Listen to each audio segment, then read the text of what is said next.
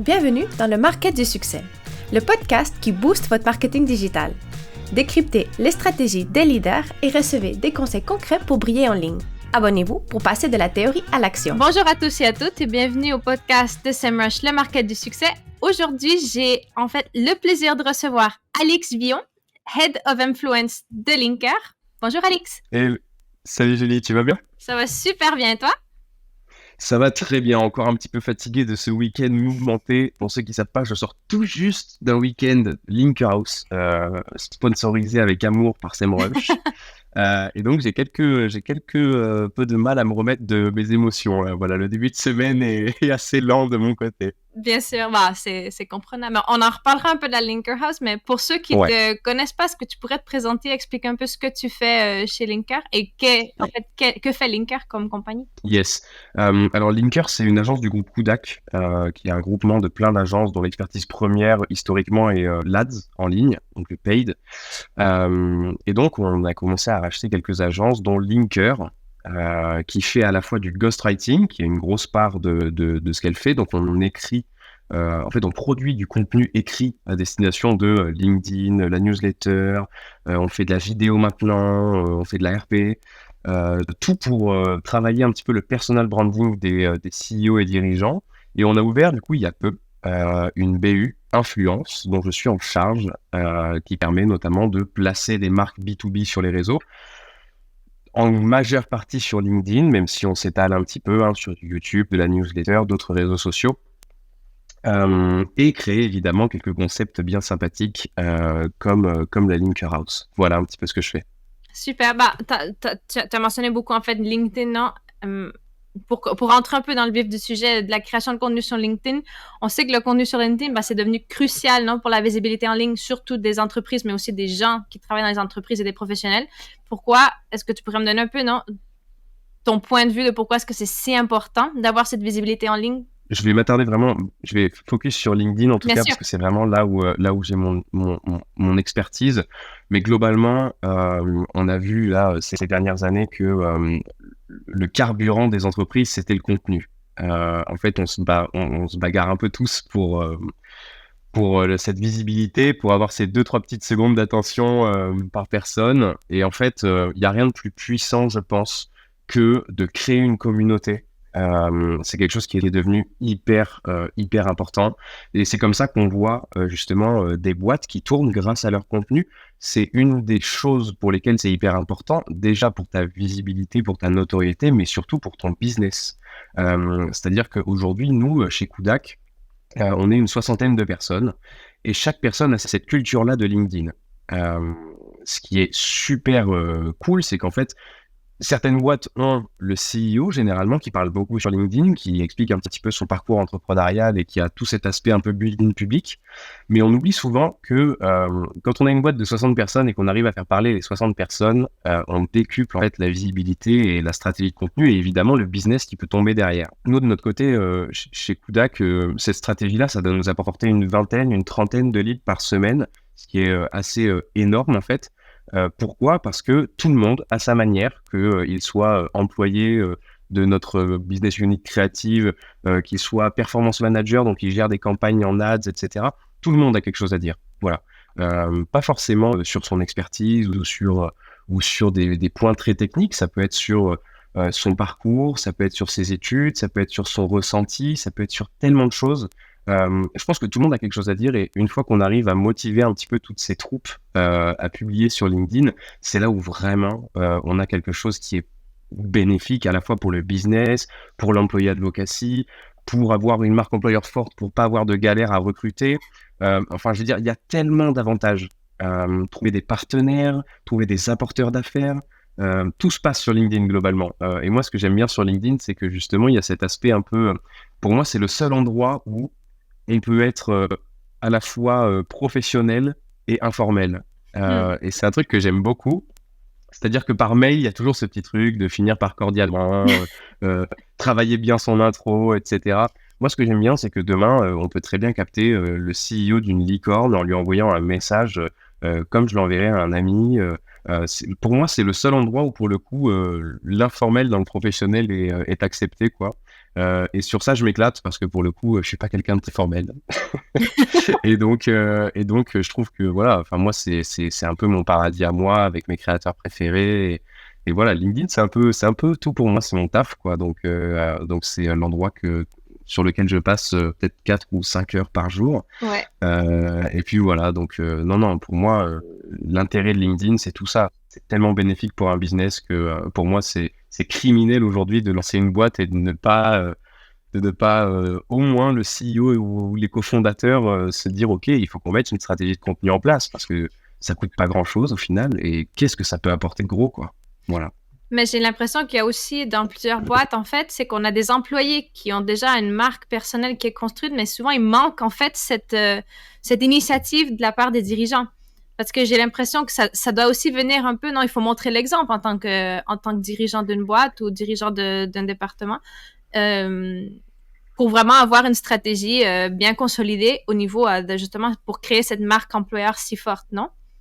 Ouais, carrément. Je pense que il faut quelqu'un qui lead ça. Alors que ce soit le CEO, les cofondateurs, les managers, peu importe.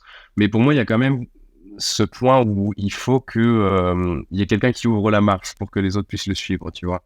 C'est-à-dire que nous, chez nous, c'est Théo, c'est Théo Lyon, c'est le CEO de Kudak, qui pour le coup a fondé une boîte sur la stratégie de contenu qu'il peut avoir sur en podcast. Enfin, je compte même plus le nombre de supports sur lequel il est, mais sur Instagram, sur TikTok, sur YouTube, sur LinkedIn, enfin voilà. Et de l'autre côté, il y a le CEO de Linker, Mathieu Pimor, qui lui aussi a une belle communauté sur LinkedIn. Et donc, ça aide un petit peu tout le monde. Et puis, on peut aussi se servir des insights en fait, qui découlent de ces personnes qui ouvrent la marche pour justement avancer, quoi, et puis donner envie aux gens de poster. Si tu veux, la petite astuce chez Kudak, c'est que une fois tous les 3 mois, globalement, on va faire un jeu concours.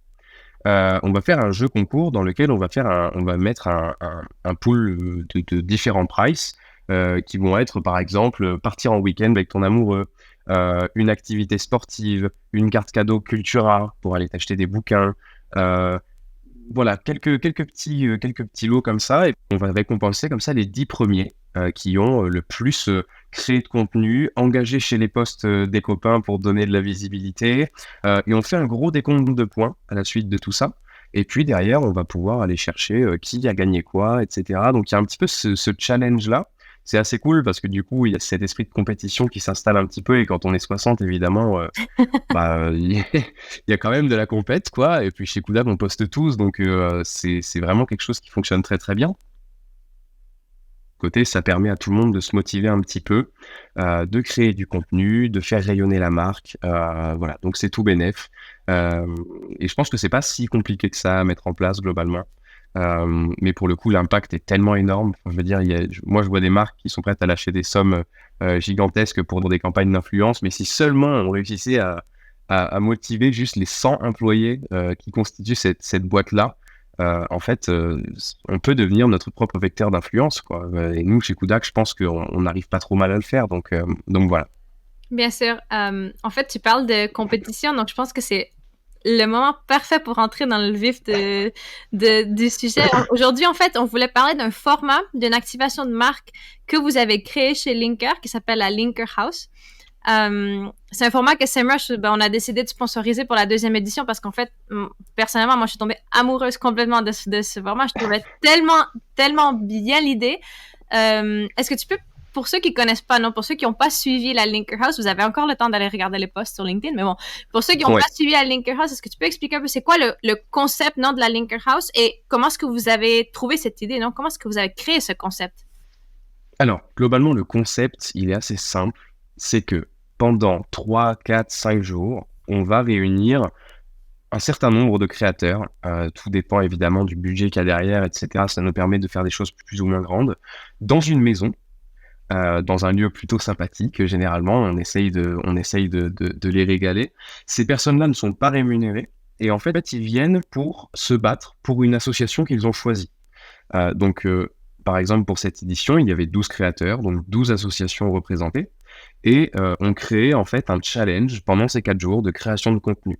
Donc il y a un barème qui est mis en place qui rapporte un certain nombre de points, par exemple pour le nombre d'impressions, le nombre de partages, le fait d'avoir mis une petite phrase sur SEMrush, parce que du coup c'est aussi là-dessus qu'on vient jouer pour donner de la visibilité à une marque et voilà qu'on ait un juste retour sur tous les points.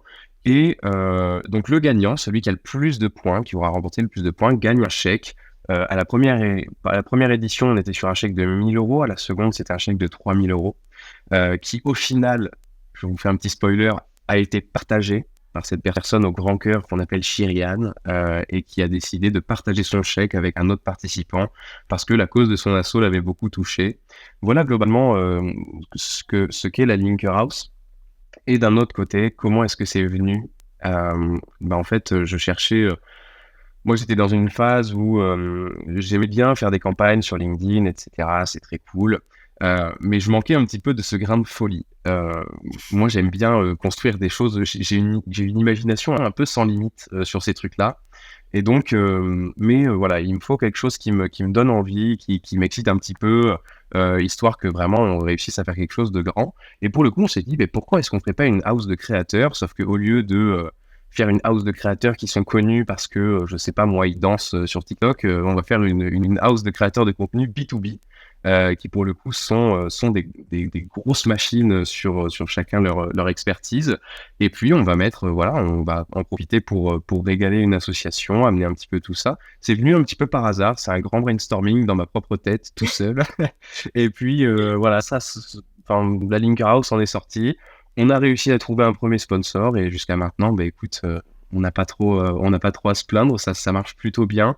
Les marques sont contentes. En fait, ce que j'adore dans ce concept-là, c'est que c'est le win-win parfait. C'est-à-dire qu'on a une marque qui va faire beaucoup de vues. Pour ne rien vous cacher, on vise 1 million de vues avec SEMrush pour cette édition, en espérant qu'on y arrive. C'est plutôt bien engagé, mais en principe, ça devrait le faire. Donc, on a une visibilité pour une marque. Côté associatif, on a la possibilité de gagner un chèque, mais on a aussi toute la visibilité. C'est-à-dire que dans tous les posts, ils ont été tagués. Donc, potentiellement, on est quand même sur un coup d'éclat qui n'aurait pas pu s'offrir avant, etc. Sur les créateurs, malgré le fait qu'ils ne soient pas rémunérés, ils y trouvent quand même leur compte parce qu'on part quand même en vacances, tout frais payé de leur côté, et on passe tellement un bon moment. Je veux dire, c'est des moments de vie incroyables. On peut parler business, on peut croiser les comptes. Donc en fait, toutes les parties là-dedans, ils trouvent leur compte. Et c'est ça que je trouve trop bien. C'est que, et nous, en tant qu'agence, évidemment, ça s'appelle la Linker House, donc niveau crédibilité, etc. Pour notre boîte, c'est super intéressant. Et au-delà de ça, voilà, ça permet quand même de faire un bel événement, quelque chose de grand, montrer que voilà, on a quand même une certaine crédibilité dans ce milieu-là parce que on connaît globalement tous les influenceurs, parce qu'on a été un petit peu les pionniers de tout ça. Voilà, donc c'est un méga win-win pour tout le monde et je trouve ça trop bien. Et en plus, on sort de là la tête pleine de bons souvenirs. Tu devrais voir le groupe WhatsApp, Julie, en ce moment même 2 jours après. Tout le monde s'envoie plein de love, on se dit que voilà, on se mange déjà, enfin, je veux dire, c'est vraiment une vraie expérience humaine et je pense que tout le monde était un petit peu là pour ça, en plus de combattre pour son association. Donc voilà, moi je suis aux anges, j'adore ce concept et puis voilà, j'ai fait un bon petit tour, le concept, comment ça m'est venu. Non, mais c'est super. En fait, nous, c'est vrai, de notre côté, on a aussi vu justement cette opportunité d'une activation de marque win-win, mais avec des résultats très concrets. Donc, comment est-ce que pour ceux qui connaissent pas trop, non, comment est-ce qu'on mesure en fait le succès de ce type d'activation? Quel type de métrique ou KPI est-ce qu'on pourrait utiliser justement pour qu'une marque puisse justement mesurer le succès de la Linker House?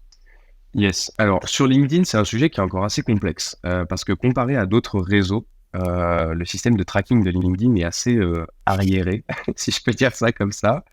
Et donc niveau tracking, c'est pas encore quelque chose de parfait, mais on en a quand même évidemment tous les KPI habituels qu'on va retrouver sur une campagne d'influence, à savoir les impressions, les likes, les commentaires, les partages. Il me semble que sur cette édition, aux dernières nouvelles, on avait fait comme 695 partages, ce qui est énorme sur une activation d'influence. Les gens n'ont pas de partage facile en plus sur LinkedIn. C'est compliqué, ouais. Et ah ouais, et pour le coup, j'étais assez choqué, quoi. Ça fonctionne, ça a très bien fonctionné. Au-delà, on va avoir tous les KPI calculés comme le taux d'engagement, et cetera, le taux de clics sur les liens et évidemment les clics. C'est-à-dire que là, dans le barème, on a fait en sorte que chaque personne puisse trouver son compte dans le contenu proposé par SEMrush, qu'on a fait ensemble, hein, avec le petit document avec tous les UTM, ce qui permet derrière de traquer un petit peu, voilà, parce qu'on a mis plein d'articles en avant dans plein de posts différents. Donc ça permet là aussi d'avoir un KPI un peu plus axé sur la performance, ou en tout cas sur le trafic qui aurait pu être amené par ce genre d'opération. Mais au-delà de ça, voilà, on reste assez simple. Même moi, sur toutes mes campagnes, généralement, le plus gros objectif que je vais avoir, c'est tout ce qui va être taux de clic, taux d'engagement, tout ce qui est CPC, CPM, et puis derrière, le reach, quoi. Voilà, le reach, Bien on est sûr. sur un réseau qui est ultra puissant pour faire de la notoriété auprès d'un public ciblé. Mais voilà, pour la performance, ça reste quand même un réseau qui est assez complexe parce qu'évidemment, on n'est pas comme sur Instagram, on n'achète pas une crème pour les boutons ou une super paire de chaussures, quoi. Donc, c'est des achats qui demandent quand même mûre réflexion, d'où l'intérêt de faire ce genre d'activation, c'est-à-dire que le but, le plus gros enjeu, ça va être d'être impactant. Et Ouais. c'est quelque chose qui n'est pas hyper tangible pour moi, d'être impactant, parce que tu peux faire énormément de vues sans être impactant. Le tout, c'est que je pense que ici, l'aventure humaine, le fait que tous les créateurs soient dedans et vraiment aient partagé un excellent moment, etc., permet d'avoir des posts qui sont impactants.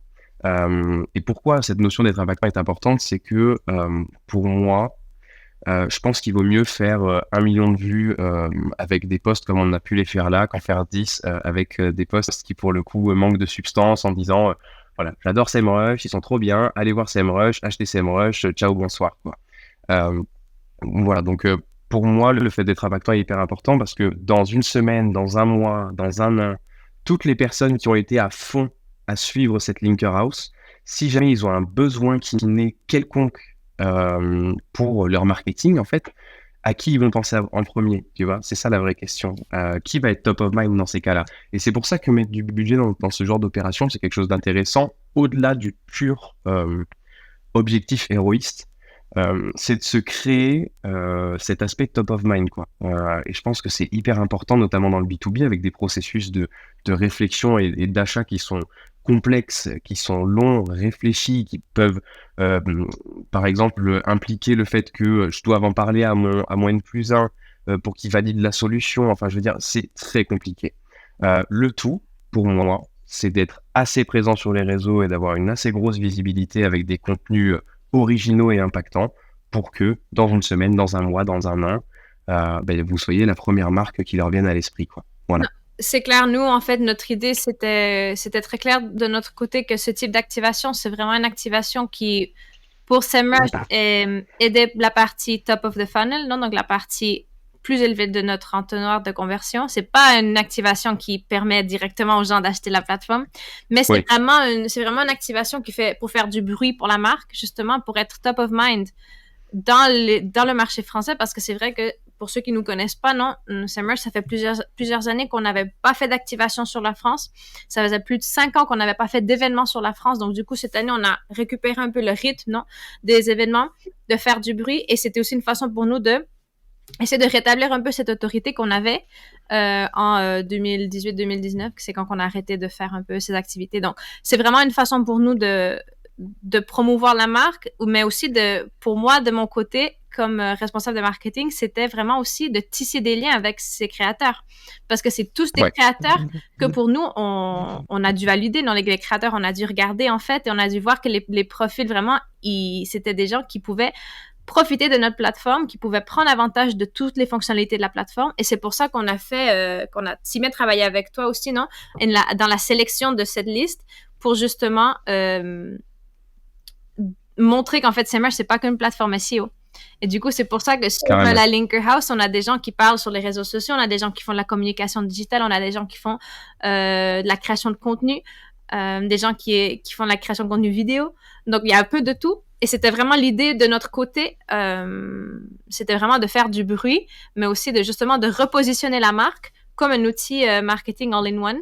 et pas qu'un outil SEO, qui était un peu la perception qu'on avait de la marque avant 2019-2018. Carrément. Justement, sur cette partie-là, de connaître les créateurs, etc., je pense que au-delà de ça, en fait, si on s'attarde sur l'aspect très héroïste, je pense que sur ce type d'activation, c'est très compliqué de faire du ROI tangible. C'est-à-dire, j'ai mis X euros et j'ai un ROI à 2, donc j'en ai sorti 2X, quoi.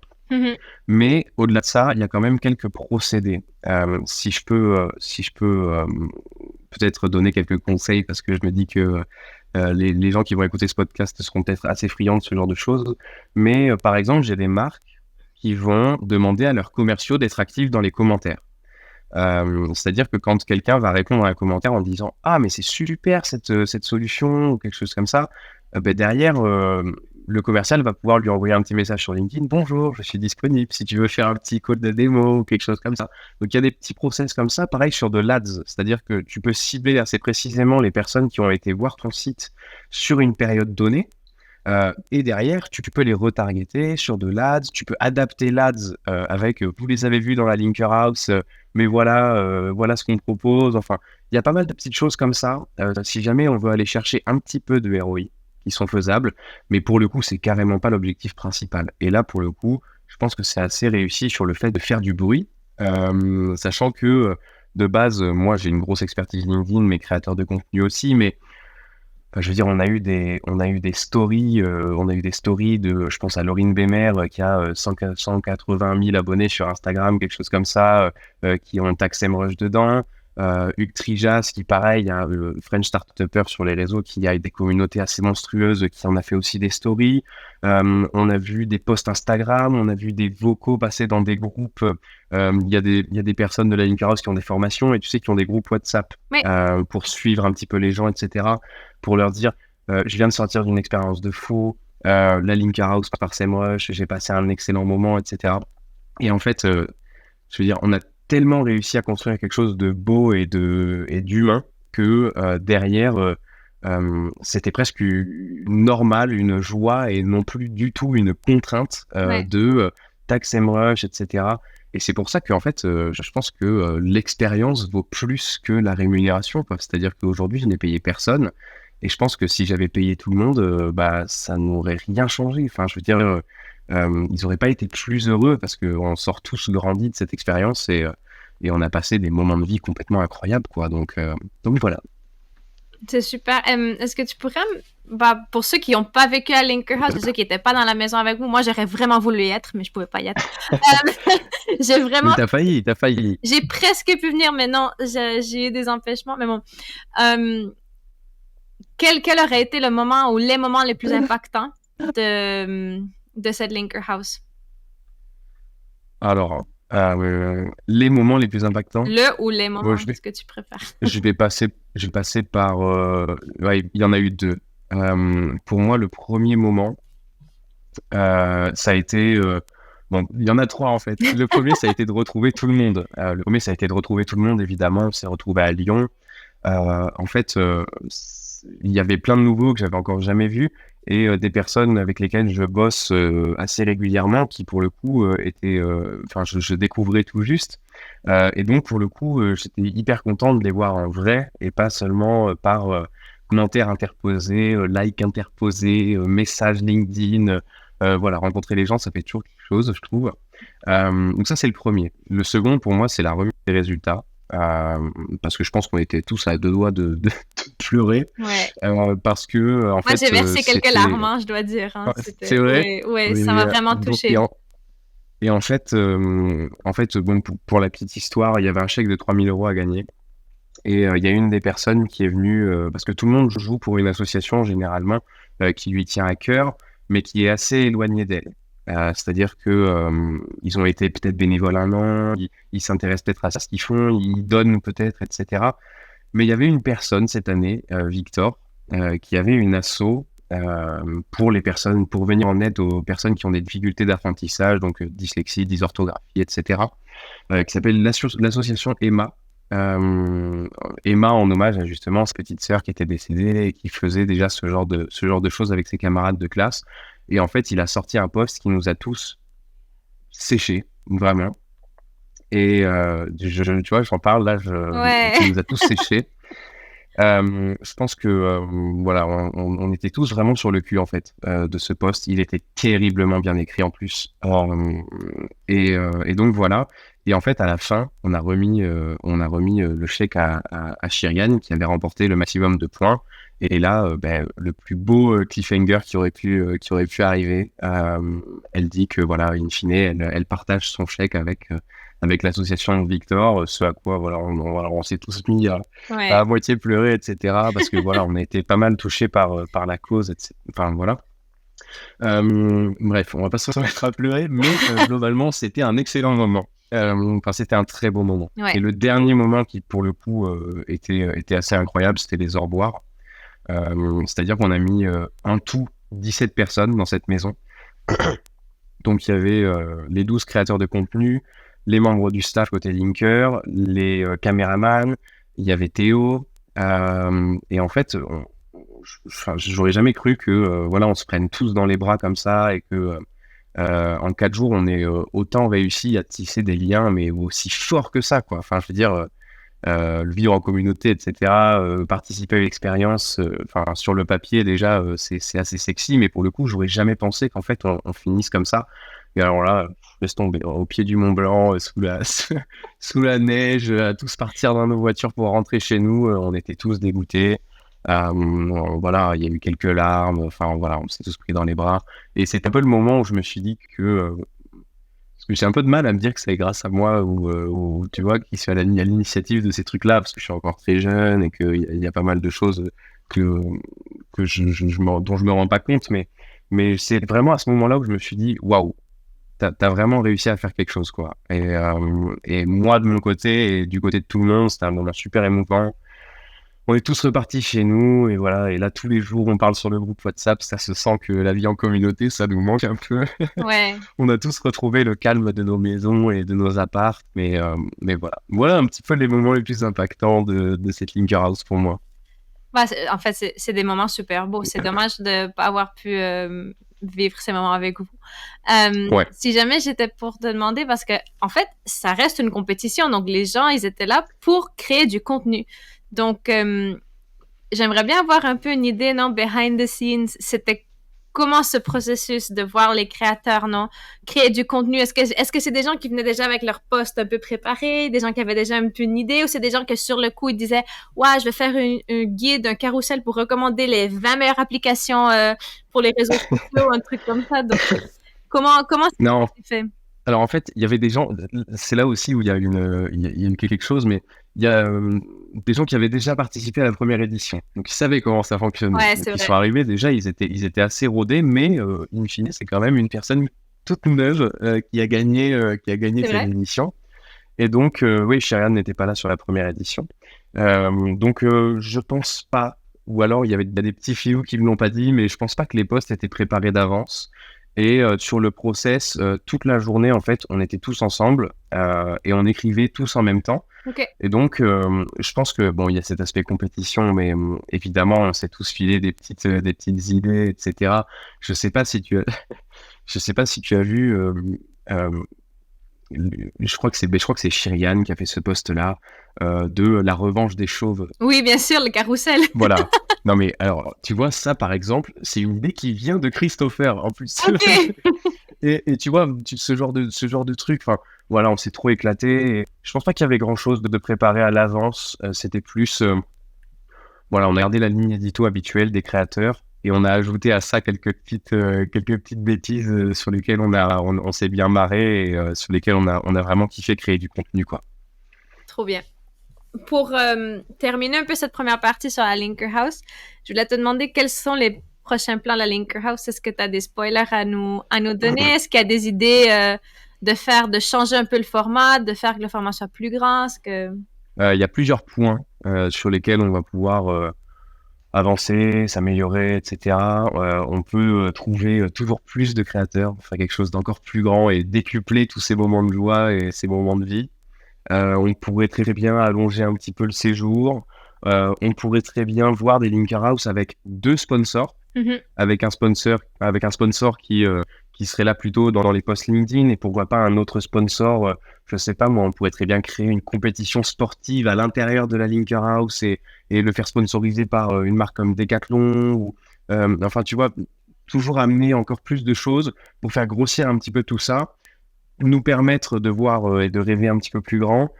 Et en plus de ça, évidemment, pouvoir augmenter le cash prize pour les associations. Bien sûr. Moi, j'ai un rêve, c'est que dans 5 ou 6 ans, on arrive à sortir des cash prizes à 15, 20, 30 000 euros pour une association, quelque chose qui soit vraiment game changer, quoi, pour qu'elle puisse évoluer et avancer. Donc ça, pour le coup, c'est une première chose. Et puis après, pourquoi pas exporter un petit peu ce format-là et en faire un petit peu aux 4 coins du monde. Je pense que honnêtement, hein, que tu parles anglais, chinois, allemand ou italien, je suis assez persuadé que c'est quelque chose qui se répliquera assez facilement. Donc potentiellement, on pourrait amener ce concept-là sur énormément d'endroits. Pour justement faire grossir un petit peu ce concept et qu'on donne toujours plus aux assos et qu'on passe toujours plus de bons moments et que voilà, pour moi, le seul truc, c'est de décupler tout ça tout en gardant ce mindset incroyable en fait qui nous a poussé jusque-là, quoi. On pourrait, va falloir mettre un copyright sur la Linker House parce que sinon les gens vont pouvoir vous copier, hein. Ah, il y a des chances. Non, mais Linker, déjà, il y a Linker dedans, donc les gens font assez attention. Après, on n'a pas réinventé la roue, hein. Les houses de créateurs fonctionnaient sur TikTok avant qu'on arrive sur LinkedIn. Mais pour le coup, cette dimension associative, ce mindset-là, l'aspect B2B, etc., sont des choses toutes neuves. Donc voilà. Mais je suis pas un peu fier de ce qu'on a réussi à faire. Non, je suis vraiment super. trop content. Moi, en fait, quand j'ai vu la première édition à la Linker House, je me suis dit, ça serait bien de faire un genre de Big Brother du marketing, tu vois, donc avec une voix omniprésente qui donne des instructions aux gens. On doit faire un challenge maintenant, tout le monde à la cuisine, mais genre au niveau business, tu vois. Ok, ouais, ça pourrait être super. Mais en fait, même sur place, on s'est dit, mais on pourrait faire tellement de choses. On pourrait lancer un live de 24 heures avec. On faudrait faire le live stream de l'événement, en fait. Ouais, tu vois ce que c'est le The Event? Non. Tu vois pas le The Event en France? C'est des gros streamers en fait qui se rassemblent et qui appellent aux dons pendant 24 heures sur un gros live. Ah, ok. Oui. Et en fait, on pourrait très bien faire ce genre de choses. Par exemple, on fait un live de 24 heures où les gens se relaient pour apporter de la valeur, encore de la valeur, et appeler les gens à donner. Et on pourrait mettre des assets à disposition à chaque step qu'on passe. Par exemple, je sais pas moi, à 1 000 euros, Amandine Barthes t'offre un extrait de sa formation gratuite sur le SEO. Si on atteint les 2 000 euros, eh ben, c'est un tel qui va te donner autre chose, à accès à tous ceux qui auront commenté, etc. Voilà. Et je pense qu'il y a pas mal de choses à faire. Et moi, j'adore ce truc-là parce que j'ai l'impression d'être un peu un petit super-héros, quoi, tu vois, de pouvoir, d'avoir la chance de pouvoir ramener un petit peu tout ce monde-là et faire des choses toujours pour des assos, toujours pour que ce soit un vrai cercle vertueux, quoi, et qu'on tombe pas dans les déboires de la télé-réalité un peu bateau, ou qu'on fasse des choses un peu bizarres. Moi, de mon côté, voilà, je pense que c'est un tout, c'est un certain équilibre à trouver entre pousser la marque, régaler une asso, régaler des créateurs de contenu. Et je pense que ce format-là, il est très bien, mais à l'intérieur de ce format, on pourrait pousser un petit peu plus loin dans les différents formats, en tout cas, qu'on pourrait proposer. Cette année, on a fait une quotidienne, c'est la première fois qu'on fait une quotidienne, ça permet de voir un petit peu tout le monde, voilà, comment ça se passe, parce que c'est assez flou, en fait, de l'extérieur, comme ça, quand on voit pas. Pourquoi pas la prochaine fois, ce serait que H24 on est un live pour qu'on nous écoute dire nos bêtises. Enfin, je sais pas, il y a tellement de choses à voir, mais à méditer. Super. C'est dans ma tête. Ah non, mais c'est bien, c'est des beaux plans. Si jamais, bon, je sais pas si tu connais le format du podcast, mais dans chaque épisode, en fait, on veut donner à nos auditeurs un petit guide. On fait un petit guide step by step pour les aider. Ok. Sur la thématique. Donc, l'idée, en fait, c'est que comme ça, après, en écoutant ce podcast, nous, on va pouvoir leur donner une petite infographie avec cette checklist, ce petit step by step. Et du coup, aujourd'hui, ce que je voulais parler avec toi, on a parlé à Linker House, mais c'est vrai que les gens, ils sont très intéressés par, justement, comment se lancer, dans la création de contenu sur LinkedIn. Donc, est-ce que tu pourrais nous donner un peu, ça serait quoi les étapes à suivre pour se lancer dans la création de contenu sur LinkedIn selon toi? Bon, on va commencer par le commencement. Ton profil, première chose, hyper important. Il faut une belle photo de face, bien éclairée. Potentiellement, un petit sourire, ça coûte rien et c'est toujours cool. Ça donne envie de bosser avec toi. Au-delà de ça, même ta bannière, etc. Travaille-la vraiment. Il faut pas, fais pas appel à un graphiste ou quelque chose d'incroyable non plus. Tu peux faire un Canva, etc. Mais fais quand même très attention à avoir une charte graphique. Et on vient à mon deuxième point. Trouve des éléments différenciants. Je pense notamment à Amandine avec la loutre. C'est hyper important. Tu peux trouver une mascotte, ça peut être une couleur, ça peut être dans la signature de tes posts. Moi, je signe tout le temps Biz avec une casquette parce que habituellement, j'ai toujours une casquette sur la tête. C'est vrai. Qui est aussi un petit peu mon élément différenciant, tu vois. Un petit peu tout ça. Dans la partie profil, ne pas oublier de remplir le maximum d'infos. Ça peut paraître débile, mais c'est hyper important en fait pour l'algorithme de LinkedIn. Il va plus facilement pousser un profil complet qu'un profil incomplet. Donc, on y va sur les expériences, on y va sur les recommandations, sur la bio, sur tout ça. Il faut avoir un profil super clean. À partir de là, une fois qu'on a notre profil carré et nos petits éléments différenciants, on va pouvoir commencer à réfléchir à une stratégie de contenu. Et je parle bien de stratégie de contenu. Ça se fait pas comme ça en se disant « Allez, pour demain, je vais écrire un post » parce que sur la durée, c'est impossible à tenir. Et il y a quelque chose qui est impossible sur LinkedIn si jamais tu n'as pas de stratégie, c'est de tenir dans le temps. Parce qu'en fait, on est sur un réseau où c'est très long de monter. Bon, il y a quelques ovnis, évidemment, qui arrivent à monter très très vite, mais genre average, c'est très compliqué de monter en abonnés sur la plateforme. Et donc, il va falloir réfléchir à une stratégie de contenu.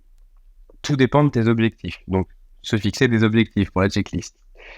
Tes objectifs, ça peut être faire connaître mon profil. Ça peut être trouver des partenaires. Ça peut être faire grossir mon business. Et dans ces cas-là, tu vas pas adopter la même stratégie de contenu.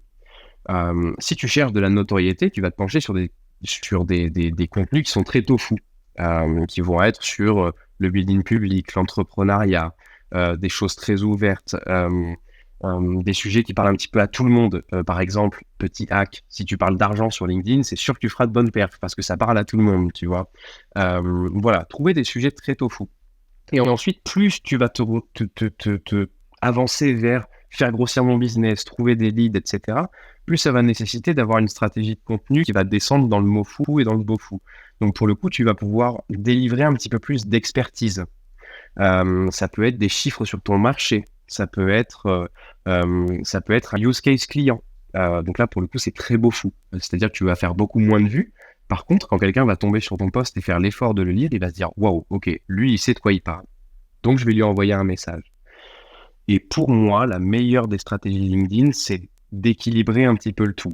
C'est d'avoir, par exemple, par semaine, si tu te dis pour commencer, je vais poster 3 fois par semaine, ce qui est déjà très solide. Je vais avoir un contenu tofu, un contenu mofu, un contenu bofu. Par exemple, moi, sur l'influence, mon contenu tofu, ça va être l'aspect entrepreneurial de ma BU, de comment est-ce que je la gère, etc. Mon chiffre d'affaires, enfin voilà, pour building le public et faire des petites choses comme ça. Mon mofu, ça va être des chiffres où par exemple, Booba lance son agence d'influence ou l'opération de Cédric Doumbé avec Emma Matla a été un carton, des petites choses comme ça, mais focus quand même sur mon expertise, donc dans l'influence, et ensuite aller chercher des contenus plus beaux fous. C'est des contenus que tu as peut-être déjà vu passer, Julie, c'est je crée une campagne d'influence pour. Et donc là, c'est un gros carrousel sur lequel je vais imaginer une stratégie d'influence avec un concept défini, ou sur lequel je vais bosser, pour le coup, donc ça demande du temps, et sur lequel je vais pouvoir dire, ok, pour tant de budget, je peux amener ça à une marque, et là, vraiment, je délivre de l'expertise. Donc là, on est bien beau fou, quoi. Et c'est là que ça amène du lead. C'est plutôt cool pour le business, et pour le coup, c'est des contenus qui prennent beaucoup plus de temps. Donc voilà, trouver un équilibre un petit peu entre tout ça et trouver des différents sujets pour chaque strate de l'entonnoir. Trouver 3 ou 4 mots-clés. Moi, ça va être entrepreneuriat, building public, quand on descend un peu, use case, influence, chiffre marché, opération, un petit peu tout ça. Et en fait, ça va t'aider à structurer un petit peu ton raisonnement. Et une fois que tu as ça, c'est assez facile, je pense, de se dire, ok, j'ai les grandes lignes. Si je prends un mot, qu'est-ce que je peux en tirer? Et derrière, je sors 10 idées. Et puis sur ces 10 idées, j'en rédige 2 pour la semaine et ce sera beaucoup plus simple comme ça. Dans la checklist aussi, il y a un gros hack, c'est que notez tout ce qui vous arrive de pertinent. Et genre, le cerveau retient très mal les idées que tu as eues pendant la journée. C'est-à-dire que tu peux dire « Oh, j'ai une idée de génie, ça va faire un carton. » Eh bien, tu peux être certain que le lendemain matin, tu t'en souviendras plus. Tu vois Ah, mais en fait, c'est la stricte vérité. Et je pense que juste, moi, pas besoin de faire un Notion de fou, un truc comme ça.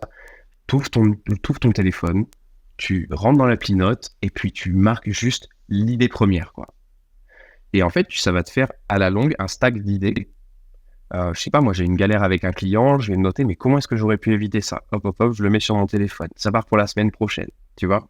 Donc à partir de là, tu peux te retrouver avec facilement et assez rapidement avec un stack d'idées qui demande plus qu'à être écrite en fait. Et une fois que tu as la phrase d'accroche, c'est toujours plus facile d'écrire, quoi. Une fois que tu as les idées, généralement, la plus grosse difficulté, je pense, des personnes qui se lancent sur LinkedIn et qui souhaitent créer du contenu, c'est de se dire mais qu'est-ce que je vais dire, tu vois?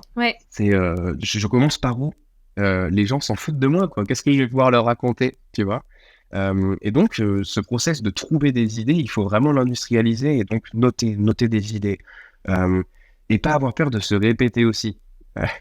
Il y a quelqu'un, je sais plus de qui elle est la citation, mais je crois que c'est Benoît Dubos qui dit ça. Qui dit que l'art du copywriting, c'est de répéter 30 fois la même chose sans que personne ne s'en rende compte. Tu vois. C'est vrai. Et en fait, il faut bien se dire que pour une idée, c'est pas j'écris le post et je le fous à la poubelle, c'est j'aurais pu la prendre sous un angle complètement différent, tu vois. Pour in fine dire la même chose, mais dans la construction de la pensée, je peux le faire en checklist avec des petits tirés, avec des grandes idées, je peux le faire de manière très storytellée, je peux le faire un petit peu comme ça. Et donc voilà, donc pour l'idéation, pour tout ça, c'est hyper important. Et après, pour écrire, il n'y a rien de plus important, je pense, que d'être soi-même. C'est-à-dire que personne n'attend de vous sur LinkedIn que vous ne fassiez pas de faute d'orthographe, voilà, parce qu'il y a plein de gens dont c'est une énorme barrière, alors qu'en fait, très honnêtement, tout le monde s'en fout, quoi. Voilà, restez vous-même dans la manière d'écrire. Je veux dire, dans les expressions, etc., ne vous bridez pas. Voilà, faut pas se dire je suis sur LinkedIn donc je vais faire très attention, je vais faire un contenu très corpo, qui est vraiment très carré, qui déborde pas trop, pas d'expression trop familière ou trop pour moi. Et en fait, c'est comme ça qu'on finit par avoir quelqu'un de fade, tu vois. C'est-à-dire que je pense que c'est un truc qui est commun à toutes les personnes qui cherchent l'attention, notamment aux artistes. Généralement, on aime les artistes parce qu'ils ont des singularités, tu vois.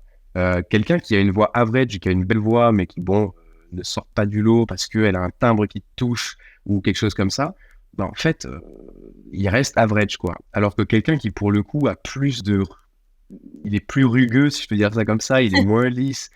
Pour le coup, il est beaucoup plus, comment dire, il a une patte, quoi. Il a une identité. C'est-à-dire que je pourrais lui enlever sa photo de profil ou je pourrais lui enlever la cover de l'album, je saurais exactement que c'est lui dès la première note. Et ça, c'est hyper important. Donc, trouvez votre style d'écriture, en fait. Et après, pour l'écriture, pour savoir comment ça marche, etc., testez des formats. Il y a des gens sur LinkedIn qui sont très forts en graphisme et qui font des carousels de malade mental. Je pense notamment à Noémie, qui était la Linker House. Tout son contenu, c'est du carrousel. Et pour le coup, ça marche très, très, très bien. Sherian fait des super visuels. Servez-vous de vos points forts. Si tu es très bon en écriture, fais des posts storytelling. Si tu es très bon en graphisme, en Canva, en ce que tu veux, fais ça, en fait. Tu vois. Et donc voilà pour la checklist. Et après, le tout, c'est de ne pas regarder les reach, de ne pas regarder les interactions, de ne pas regarder tout ça, parce qu'au début, c'est le meilleur moyen de laisser tomber, en fait. C'est-à-dire que là où ça commence à vraiment être intéressant, c'est juste se dire, OK, je poste coûte que coûte, même si mon post du début de semaine, il a floppé, je continue de poster. Et en fait, au début, c'est très difficile de capter l'attention quand personne ne te connaît, quand personne ne t'a jamais vu, qu'ils n'ont pas aussi l'habitude de te voir dans leur fil d'actualité, etc. On a le like moins facile et c'est normal. Mais c'est juste de la rigueur. Voilà, c'est juste de la rigueur. Juste faites un calendrier édito. Posez-vous, si c'est un post par semaine, dites-vous que c'est un post par semaine quand même, mais tenez-vous-y, quoi. C'est-à-dire que c'est trop important. On me dit souvent, il faut poster combien de fois par semaine sur LinkedIn, etc. En fait, on s'en fout. C'est-à-dire que sur LinkedIn, il y a des gens qui postent 3 fois par jour et qui s'y retrouvent très bien, mais qui tiennent la cadence. Et des gens qui postent 1 fois par semaine et qui font des cartons aussi. Il n'y a pas de bonne méthode, en fait. Il n'y a pas de bonne méthode. Le seul truc, c'est qu'il faut tenir la cadence. Si tu dis que tu fais un post par semaine, voire un post toutes les 2 semaines, peu importe. Le tout, c'est juste d'avoir dans ta routine le fait que chaque semaine, tu sortes ton post. Aucune excuse, quoi. Tu vois. Donc, le fait d'être récurrent, d'avoir tous ces aspects-là, je pense que c'est vraiment les choses les plus importantes, en tout cas pour vraiment développer une communauté sur LinkedIn et pouvoir agir dessus, évidemment, pour en tirer du business, quoi. Une très belle technique. Donc, d'abord le profil, après, ça va faire une belle fiche parce que j'ai beaucoup parlé, mais globalement, donc commencer par le début, le profil, trouver des éléments différenciants et ensuite, vraiment processiser, si je peux dire ça comme ça, la stratégie de contenu, noter toutes vos idées, trouver votre patte artistique, si je peux dire ça comme ça, jouer sur vos forces et in fine, tenez le bon bout, quoi. Voilà. Super. Si jamais, moi, je rajouterais aussi la partie interaction. Parce que c'est vrai que c'est très important la création de contenu, mais c'est clair que si tu...